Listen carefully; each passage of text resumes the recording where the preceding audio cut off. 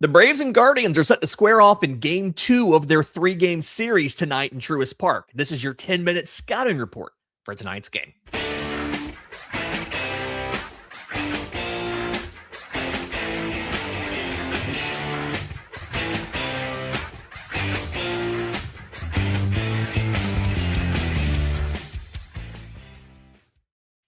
Hey, y'all, this is the Braves Today Scouting Report, a production of the Believe Podcast Network and presented to you by FanDuel. I'm Lindsey Crosby. The next 10 minutes, we're breaking down everything you need to know before first pitch. Today, it's the Braves and the Guardians in the middle game of the series, so let's get into it. Atlanta's lineup is interesting. We got the news this morning that Michael Harris is going on the paternity list, so he'll be out for a couple games. Congrats on the sex and the new baby, Michael. And so Atlanta's adjustment here was to take the standard lefty lineup, right? Drake Baldwin at DH, Jonah Hymas catcher, and all of that, and to put Mauricio Dubon in center field and then put in Mike Yastrzemski in left. It's a little bit of an interesting decision. I'm curious to hear from Walt Weiss why they decided to go Dubon and Yastrzemski and not Dubon and Eli White in some capacity.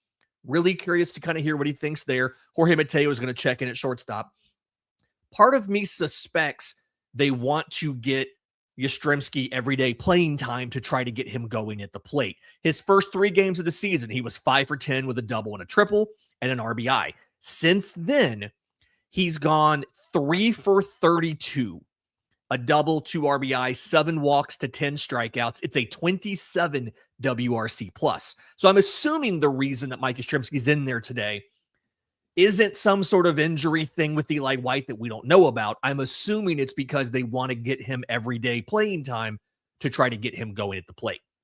We'll see. I'm sure the beat's going to ask Walt Weiss about that sometime pretty soon. The Guardians have not actually put out their lineup graphic yet, so we're just going to grab this off of MLB.com. Steven Kwan, as always, leading off batting first. They put Angel Martinez, a switch hitter, batting second and left. Third baseman Jose Ramirez, his usual number 3 hole. He's a switch hitter. David Fry, who can play, I think it's left field, right field, first base catcher. He is in right field today. He's a right-handed hitter. Chase DeLauder takes a half day at DH, batting 5th. He's a lefty. Rhys Hoskins, old friend Rhys Hoskins, right-handed hitters playing first base and batting 6th. Second baseman Juan Brito, a switch hitter, batting 7th. Catcher Austin Hedges checks in behind the plate for Bo Naylor, batting 8th. He's a right-handed hitter. And shortstop Brian Rocchio, a switch hitter, batting 9th. And the thing here, only 2 Guardians have 10 or more at-bats against Martín Pérez in his career. Jose Ramirez has 19 at-bats, hitting .263 with a homer. Rhys Hoskins is 1 for 10, but that one hit was a homer. Also, some small sample size stuff. Steven Kwan has 1 homer and 6 at-bats off of Perez. David Fry has 1 homer off of 4 at-bats against Martín Pérez. So that's really kind of the big thing to watch today is what can the Braves do? What can Martín Pérez do to keep the Braves in the game during his, I assume, 5 innings? And we'll get to that in a minute. For the opposing starter here, Parker Messick, what you need to know, his ERA is 0.82. It's one of the best ERAs in baseball. He's not exactly had the same ERA estimators as that ERA. It's a 2.93 expected ERA, a 3.10 FIP. Still really good, but not 0.82. He's been very, very good at getting chase and at not giving up a lot of hard hit contact. His stuff is not actually that good. From a stuff plus perspective, he has 2 pitches that are over 100, meaning they are above average. Everything else is below 100, is a below average pitch. But it works for him. He gets a lot of ground balls. He sequences really well. The way that he's been attacking pitchers or hitters so far this season is against righties. Parker Messick has been going with heaters early and then flipping over to the changeup when he's ahead. But everything just for Parker Messick against lefties against righties, is that 4-seamer changeup combo. 71% of the time, you're getting one of those 2 pitches against him. You're getting a 4-seamer, you're getting a changeup.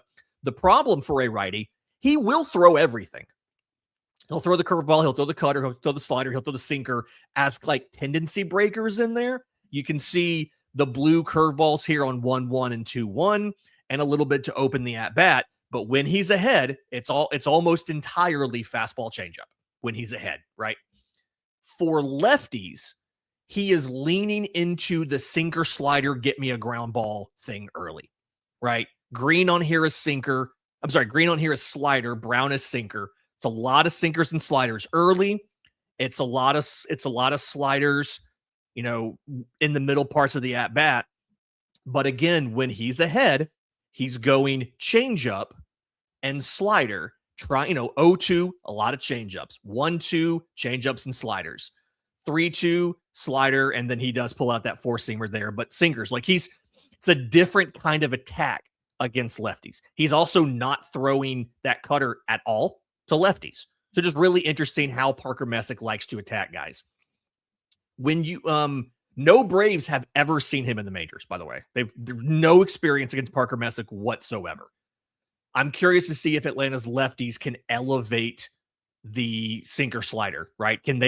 Are they looking down to try to do this? For righties, the only thing he really throws a ton in the zone is the four-seam fastball, middle third, upper third, and then he does aim the sinker low.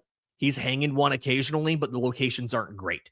And everything else he's throwing to a righty, he's trying to get chase with. So just heads up there.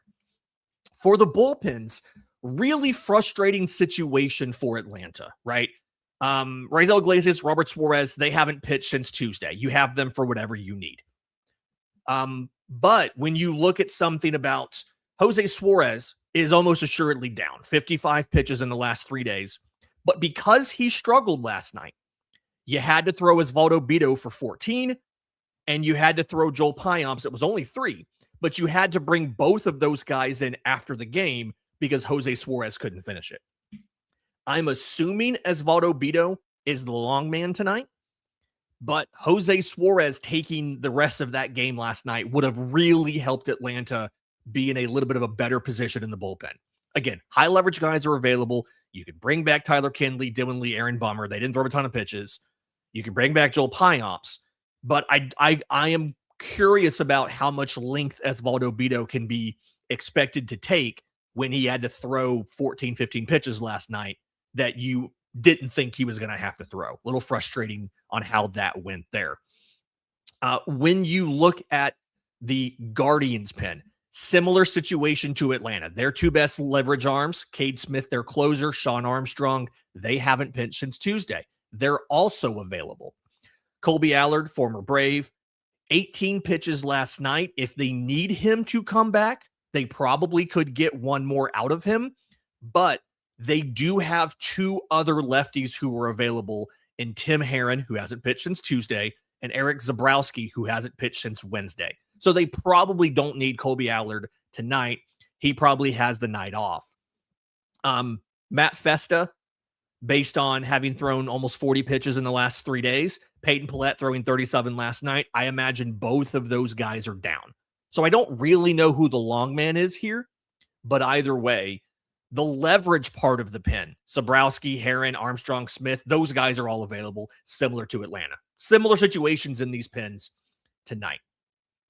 Kind of final thoughts on this game and what I'm watching for, what I'm wondering about. What type of length can you get from Perez? I mentioned it, but you don't have a completely fresh and ready to go long man tonight. And also, can he keep Atlanta in the game enough for the Braves to take the middle game of this series? Braves Today sponsor FanDuel has Cleveland favored in this game by 1.5. And part of that is because the pitching matchup, Parker Messick versus Martín Pérez. Atlanta's offense, if they can figure out Messick, that'll go a long way towards taking care of any concern we might have about the pitching.